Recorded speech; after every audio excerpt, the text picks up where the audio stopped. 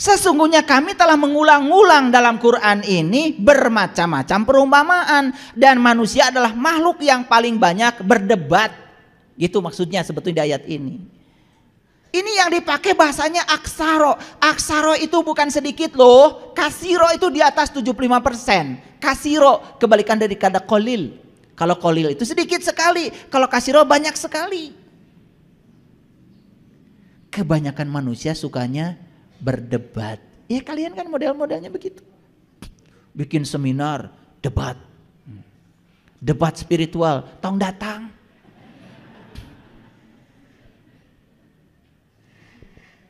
Ujung-ujungnya menang-menangan, kalah-kalahan, betul nggak? Buat so abrok itu dalil. Buat apa? 1 ton kata-kata tidak ada artinya dibanding 1 ons pengalaman. Begitu kata Mahatma Gandhi. Mendingan saos tapi ngalaman daripada 1 ton tapi hanya kata-kata. Buat apa? Masih ingat penjelasannya kemarin? Masih ingat? Sebanyak apapun kata-kata dan pernyataan tidak akan pernah bisa menggambarkan kenyataan yang sebenarnya. Masih ingat? Ya? Ini apa? Apa HP? Alat komunikasi yang dibawa kemana-mana, ya, tanpa kabel. Cukup? Nggak cukup. Karena tambahannya masih banyak.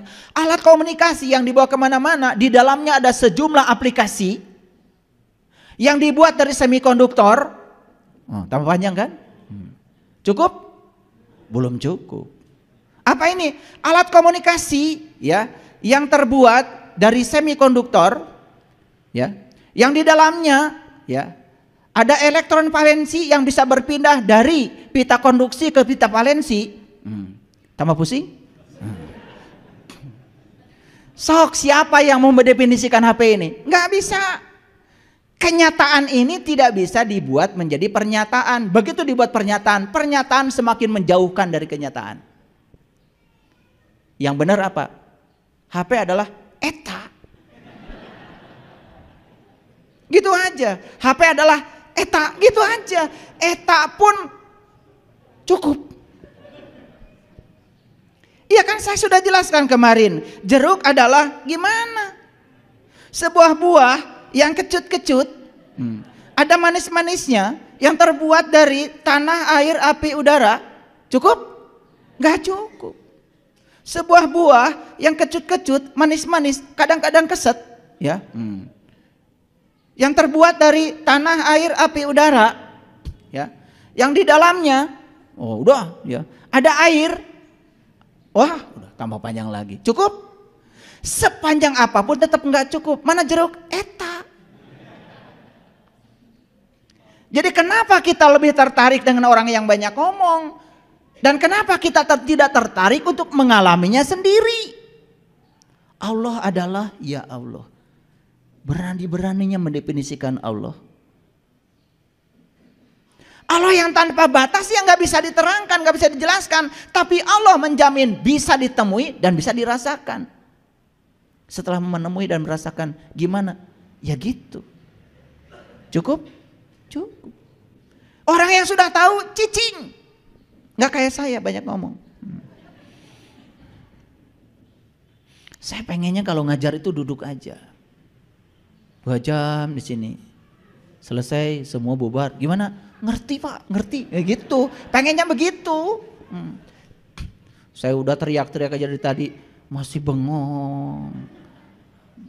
Karena otak kita itu sudah sangat, mohon maaf, sudah terkontaminasi oleh begitu banyak pengetahuan. Yang pengetahuan itu justru menjadi hijab untuk naiknya kelas kesadaran kita.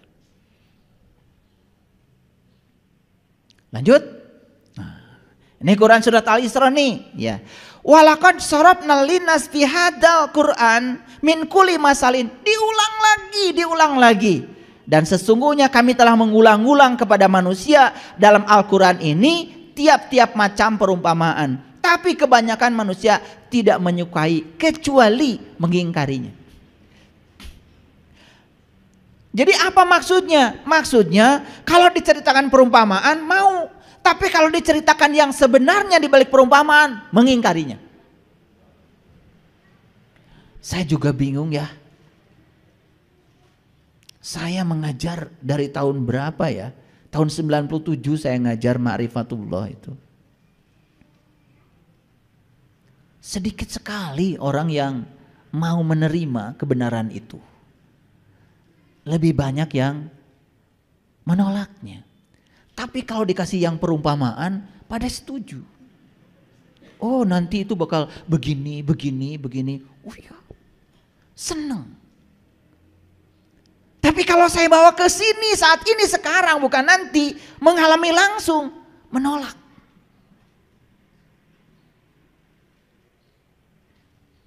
Ada yang salah dalam cara kita berpikir. Coba perhatikan. Semua ayat Quran tadi selalu akhirnya kan menegasikan. Coba. Aku berikan dalam Quran itu berbagai macam perumpamaan. Tapi kebanyakan manusia tidak berpikir. Aku berikan dalam Quran itu begitu banyak perumpamaan. Kebanyakan manusia tadi apa? Membantah. Berdebat. Aku berikan dalam Quran itu bermacam-macam perumpamaan. Tapi kebanyakan manusia tidak menyukainya. Jadi Allah sudah ngasih gambaran. Kalau kebanyakan begitu, artinya yang menyukai yang sebenarnya berarti cuman sedikit. Maka di Quran surat Al-Kahfi, tinggalkan kebanyakan orang, masuklah ke dalam golongan yang sedikit, masuklah ke dalam gua yang bisa memberikan kamu keselamatan. Gua Al-Kahfi, gua tahu? Itu perumpamaan. Awas, bukan gua Jati Jajar, gua Pawon, awas, gua Hiro, gua Sur, bukan. Gua itu gue. Makanya orang Jakarta bilang gua itu anak. Gua tuh dari sini ke atas. Betul? Coba. KTP dari sini ke atas, dari sini ke bawah. Betul? Siapa itu? Gua. Makanya identitas manusia itu di sini. Wajah ini alamat semua kebaikan, juga alamat semua keburukan. Hati-hati kalian menggunakan wajah itu. Melakukan kebaikan, wajahmu dikenang orang. Melakukan keburukan, wajahmu jadi dikenang orang. Wajah ini alamat, address. Lanjut. Si panjang nih. Nah, dalam Quran surat Al-Baqarah ayat 255, perhatikan saya, ini pasti kenal semua. Allahu la ilaha illa huwal hayyul qayyum. Pada ingat itu, kalau ayat ini dibacakan langsung ingat. Wah, itu ayat kursi, Pak. Buat apa? Ya, buat nakut-nakusin jurig gitu kan? Ya nggak apa-apa, jurignya siapa? Pertanyaan dilanjutkan. Pada ngejawab ya, jurig. Allahu Allah, la ilaha, tidak ada dia, illa, kecuali dia, hayyu, yang selalu hidup, qayyum, dan selalu terjaga. Maaf ya, saya menggunakan bahasa leksikal, bahasa kamus biar mengerti ya. Allah, tidak ada Tuhan selain Dia yang maha hidup, hayyu, qayyum, yang maha terjaga. Qayyum, qiyam itu maha berdiri sebetulnya. Jadi maha terjaga. Siapa yang dalam diri kita selalu hidup? Nafas. Siapa yang dalam diri kita selalu terjaga? Nafas. Betul? Kalian tidur pun napas gak ikut tidur. Betul? Pernah pamitan sama napas? Pamit napas, saya mau tidur. Pernah? Enggak, untung aja napas gak ikut tidur. Betul gak? Saya tanya, napas itu siapa? Masih bingung, karena apa? Konsepsi tentang Tuhan itu sudah sedemikian. terparadigma di otak kita, dia tuh seakan-akan suatu sosok gitu yang tinggal di sana. Keberadaan dia dalam diri kita yang mewujud sebagai napas, pinjaman kehidupan, yang tidak pernah tidur, nggak pernah ngantuk, itu saja tidak pernah disadari. Dekat nggak Allah? Apa wujudnya? Nafas.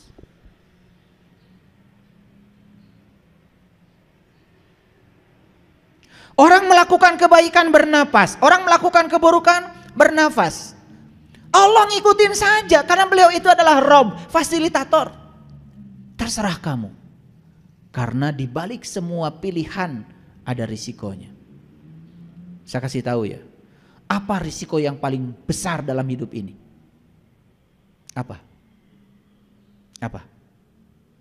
Silakan acungkan tangan. Apa risiko yang paling besar dalam hidup ini? Apa? Tertutup. Risiko yang paling besar dalam hidup ini adalah tidak mau ambil risiko.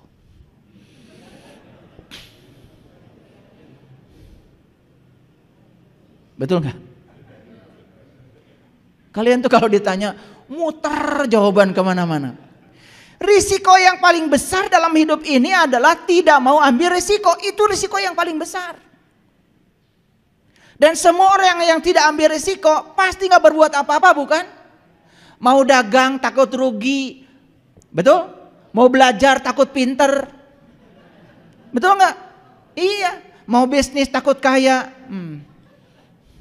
betul apa tidak? Iya. Mau ngaji takut sesat, belum ngerti udah menilai orang. Ya. Semua orang yang tidak mau mengambil risiko apapun, hidupnya tidak akan mengalami kemajuan. Dan semua orang-orang hebat di semesta ini adalah orang-orang yang berani mengambil risiko dari sebuah pilihan hidupnya. Jadi kalau saya tanya, apa risiko yang paling besar dalam hidup? Tidak mau ambil risiko. Itu aja susah. Tertutup lagi jawabannya. Kalau jawaban tuh yang tuntas. Sekali menjawab langsung tuntas. Paham? Tidak menimbulkan perdebatan lagi. Yuk kita lanjutkan. Allahu la ilaha illa huwal hayyul qayyum. Saya mau tanya sama kalian semua. Terasa nggak yang maha hidup ada di sini sekarang? Apa wujudnya? Menghidupi kalian.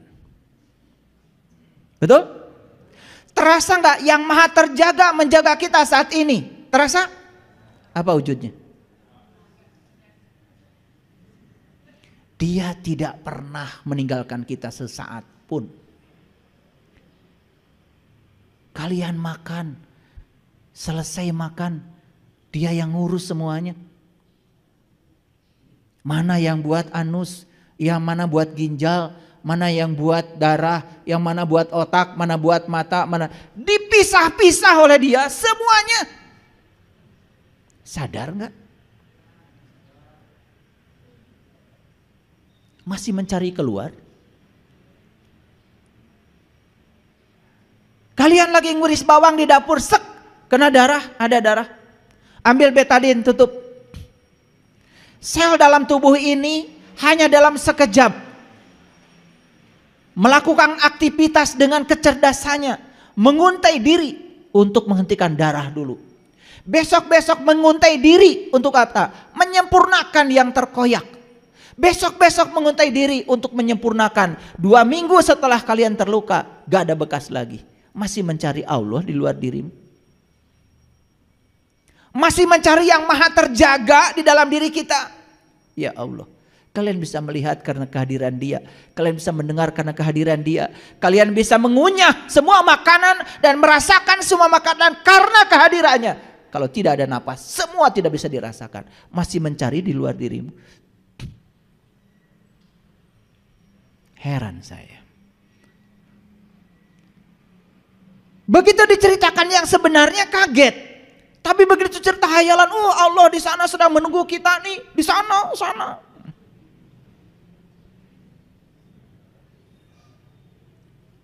Karena sudah terparadigma, otak kita sudah terbentuk seperti itu. Kan Allah bilang, la ta'khudhuhu sinnatun wala naum Boro-boro tidur Allah, ngantuk saja nggak pernah. Dan kalau Allah ngantuk, berarti Allah akan lepas sesaat. Tidak pernah. Boro-boro tidur, ngantuk saja tidak. Lahu ma fis samawati wa ma fil ard. Aku meliputi langit dan bumi dan semua yang di antara keduanya. Dia mengatakan aku meliputi. Berarti kita diliputi oleh dia. Masihkah kita menyaksikan dia? Bukankah kita sedang bersama dengan dia di tubuhnya dia?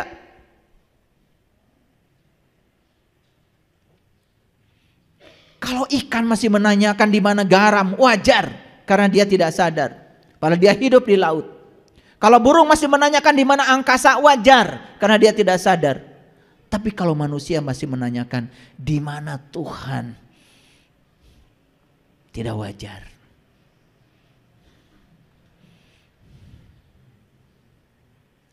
Man zalladhi yashfa'u indahu illa biizni ya'lamu ma baina aydihim wa ma khalfahum wa la yuhituna bi syai'in min ilmihi illa bima syaa.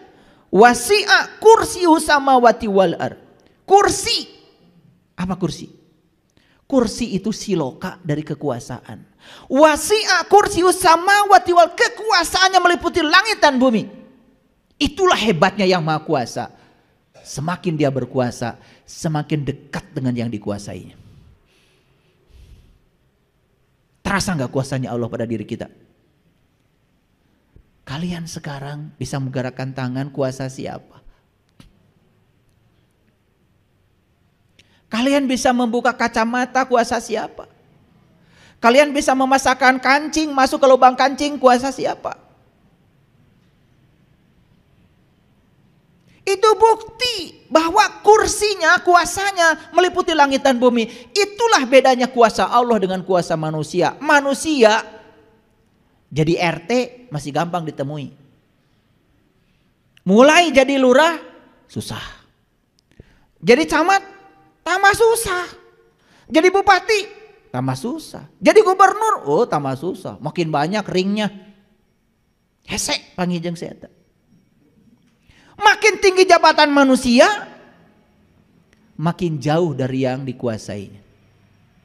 Beda dengan Allah, makin maha kuasa, justru kemahakuasaan Allah, Allah semakin dekat dengan yang dikuasainya.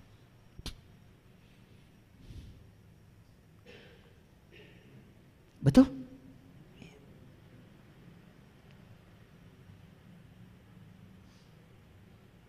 Saya punya murid wali kota. Mau ketemu dia, susah. Harus lewat ajudan. Lucunya ajudannya lebih wali kota daripada wali kota.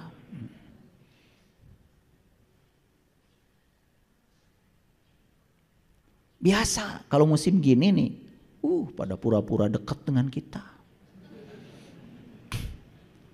Pura-pura mau mensejahterakan kita. Pilih saya. Kalau saya kepilih nanti insya Allah kehidupan kita kan lebih sejahtera. Bullshit.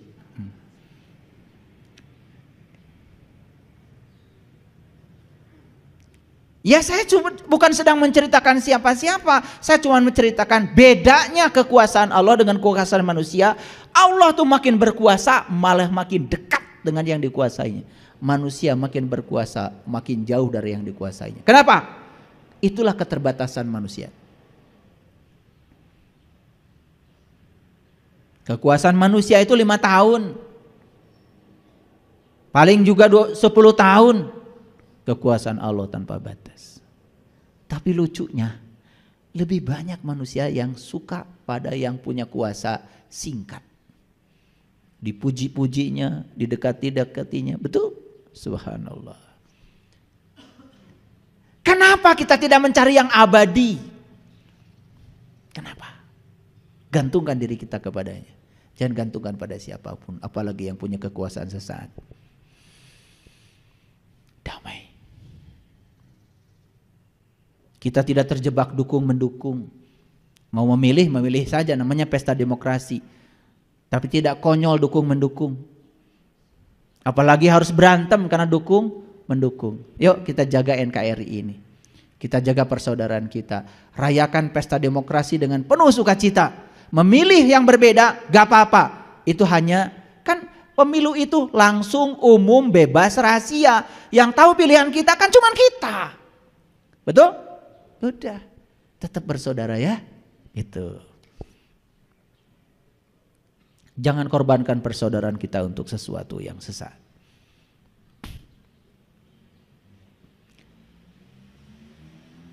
Apa pesan saya yang ingin saya sampaikan di sini? Ini yang ingin saya sampaikan.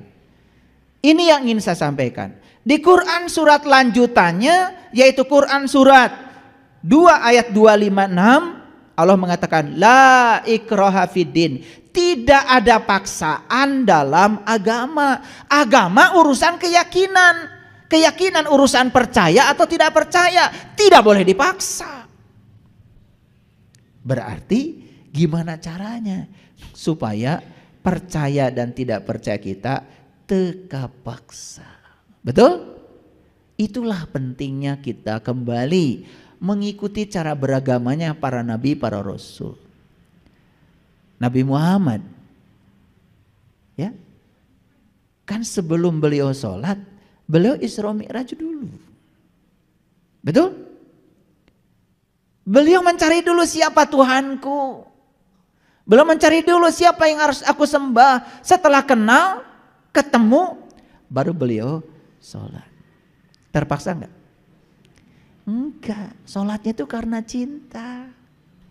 Karena sudah tahu dan kenal. Nah kita ini kan sholat jadinya kewajiban. Dilaksanakan dapat pahala, ditinggalkan dapat siksa, jadi transaksional. Seakan-akan itu benar. Padahal kita tuh sebetulnya gak mau sholat. Kali aja dapat surga.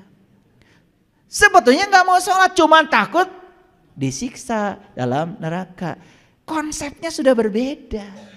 Nabi Ibrahim kan tidak sholat dulu. Beliau mencari dulu siapa Tuhanku. Nanti saya tunjukkan ayatnya. Oke, clear sampai sini?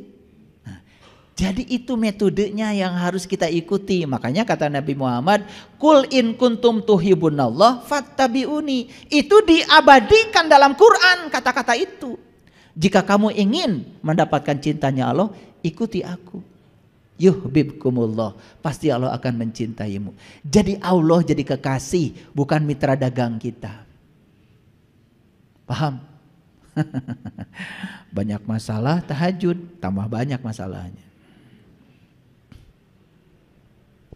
Ya mau tahajud, tahajud saja. Kalau orang yang sudah cinta pada Allah, ada masalah gak ada masalah. Jamnya malam tahajud, ya tahajud saja. Seperti Allah mencintai dia tanpa syarat. Paham? Itu namanya ikhlas. Lanjut dulu. Tidak ada paksaan dalam agama. Sesungguhnya telah jelas petunjuk daripada kesesatan. Mana petunjuk, mana bukan petunjuk, sudah jelas kata Allah.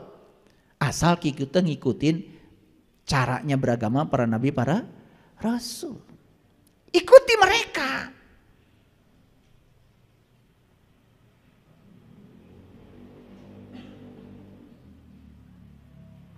Jadi Quran itu oleh Nabi Muhammad dibicarakan dulu atau dialami dulu? Ulangi, dibicarakan dulu, dialami dulu. Pintar kalian tuh ya kalau menjawab.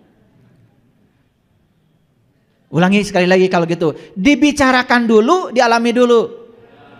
Setelah dialami pasti cocok kan? Kalian dibicarakan dulu, dialami dulu.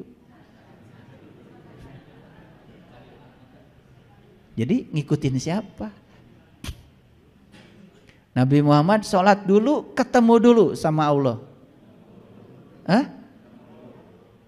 Ketemu dulu baru sholat. Kalian? Ngikutin siapa?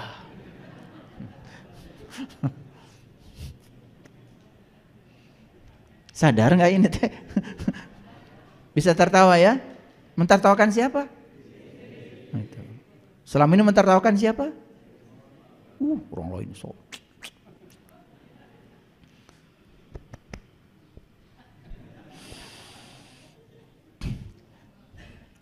Sesungguhnya telah jelas mana petunjuk, mana kesesatan, sudah jelas. Itu yang menyebabkan tidak perlu ada paksaan dalam agama. Maka barang siapa yang tertutup kepada togut dan beriman kepada Allah, ini syaratnya. Supaya kita tidak salah dalam menangkap perumpamaan, kita harus tertutup terhadap togut dan beriman kepada Allah. Tahu togut? Togut. Nabi Ibrahim kan terkenal ngampakin semua patung-patung. Itu siloka. Siloka. Perumpamaan. Apa patung? Patung itu sesuatu yang tidak berubah. Paham?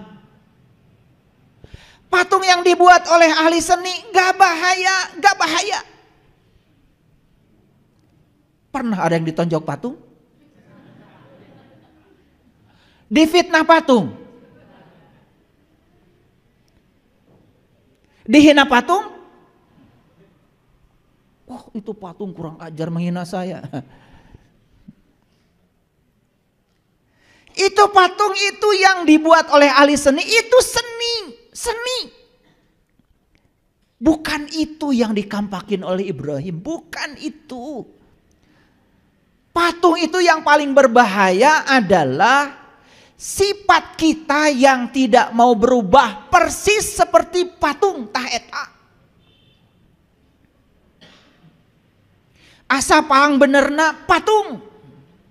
Asa pang solehna patung. Teu daek ngaji patung. Tidak menambah ilmu patung. Merasa paling bisa patung. Merasa paling tahu patung. Sekarang saya tanya, bener nggak ini? Ada patung nggak di situ? Kampakin. Itu cuman kita menangkapnya patung ya patung. Jadi aja kita juga ngikut-ngikut. Ada patung, marah, jebret cek patung teh. Naon salah kuring. Gelo sih ya, gitu cek patung. Untung patung teh bisa ngomong. Patung dikampakin, kata patung, apa salah gue? Nunyian gesia. Ngerti maksud saya? Ini saya pengen nyubit sama kalian itu. Bukan itu. Sifatmu yang tidak mau berubah, merasa paling benar, merasa paling soleh, di zona nyaman, eta rezeki, geus puguh teu mahi. Kudu mahi. Usaha tambahan deui. Karunya atuh bojo di bumi teh. Mere saeutik kudu mahi sabulan. Meuli kalender mahi satahun. Paseha teh ku sabab saeutik. Kitanya kayak patung, ya, enggak mau merubah nasib. Geus gawe kitu teh, kitu we. Geus puguh teu mahi. Ngerti enggak? Saya kadang-kadang lucu ya. Saya kadang-kadang ngobrol ya dengan teman-teman yang sama-sama PNS dengan saya. Setiap ngomong tuh, kan PNS gajinya sedikit pak. Atuh nah mana teh maka jadi PNS. Titah saha. Betul enggak? Geus saeutik teh diomongkeun we terus. Keluar. Jadi pengusaha. Kalau kita kerja di orang itu satu kuncinya kita menyiapkan masa depan orang. Tapi kalau kerja sendiri menyiapkan masa depan kita, itu yang bener. Geus puguh saeutik kudu mahi. Di amplopan ge tetep teu mahi. Ieu keur listrik, ieu keur ieu. Giliran budak mah hoyong jajan, eueuh amplopna ge. Pas saya teh saeutik. Oleh karena itu kita harus berubah. Nah sifat yang tidak mau berubah itu patung. Ngerti? Itu berhala yang sebenarnya. Itu kelihatan sekarang ada pada dirimu. Kampakin toh. Kok mau paling gede nama? Kampakin. Paham maksud saya?